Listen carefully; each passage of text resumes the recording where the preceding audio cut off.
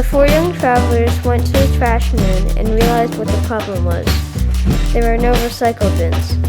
By introducing recycling, garbage trucks, recycling trucks, compost, and by teaching old people how to give young people hand-me-downs, the young people helped to transform the moon of trash into a cleaner moon.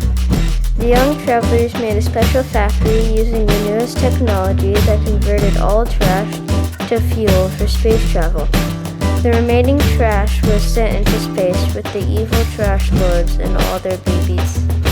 Don't put the trash in the recycling.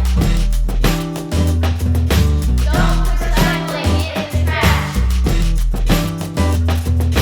Don't put the trash in the recycling. Don't put recycling in the trash.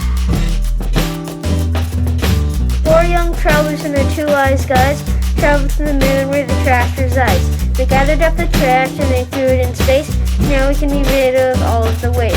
Don't put the trash in the recycling. Don't put recycling in the trash. Don't put the trash in the recycling. Don't put recycling in the trash.